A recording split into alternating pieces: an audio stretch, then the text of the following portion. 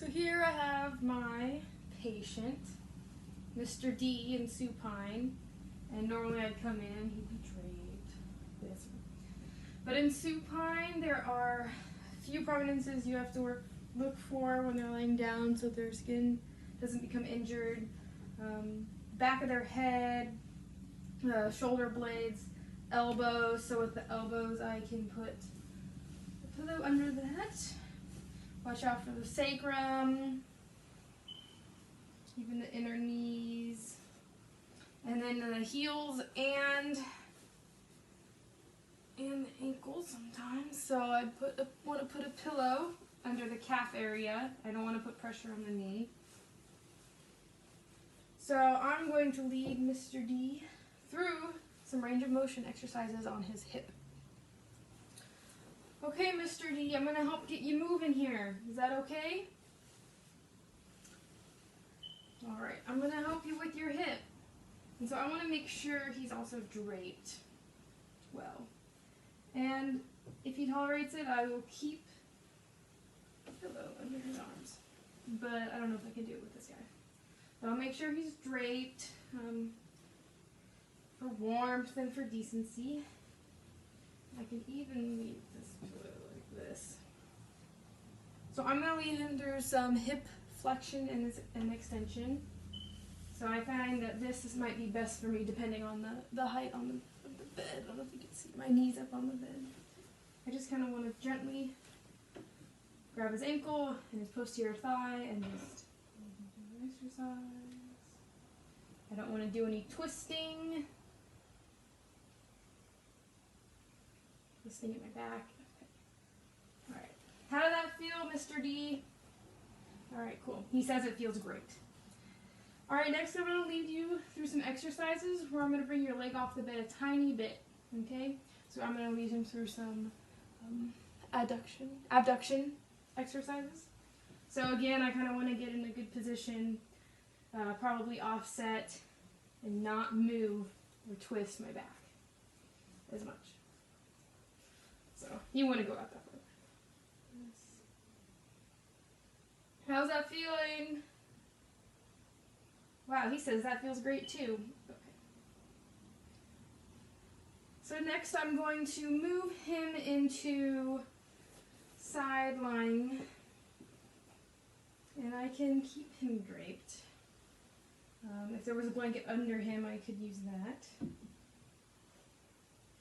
Alright, Mr. D, I'm going to turn you onto your side, okay? If you'd like to, you can use your left hand to help stabilize you. Wait, I don't know if that was right. So I heard under the butt.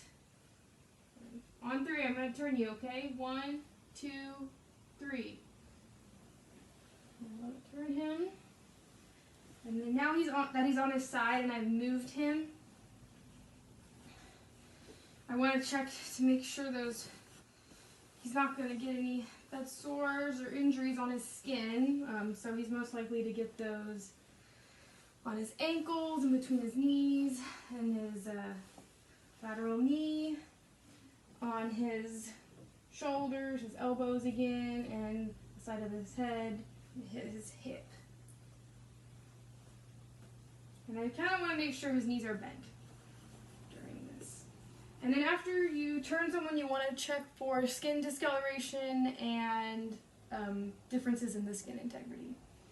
With supine and side lying, you want to move them at least every 2 hours, but if it's a new position, you want to check after about 10 to 15 minutes to make sure it's okay. And sitting, you want to not have them in the same position for as long as side lying or supine. Okay. Alright, Mr. D, I'm going to get you sitting up now. Are you ready to sit up? He says he's ready to sit up.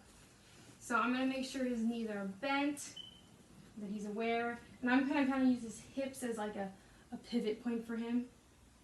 So I'm going to go behind the knees, under the shoulder, and I'm going to get a good position for me and just kind of at the same time bring him down like this. So he doesn't want to stay on the bed too much. I also don't want to let the pillow fall on the ground. Alright. How does that feel for you? Are you ready to lay back down?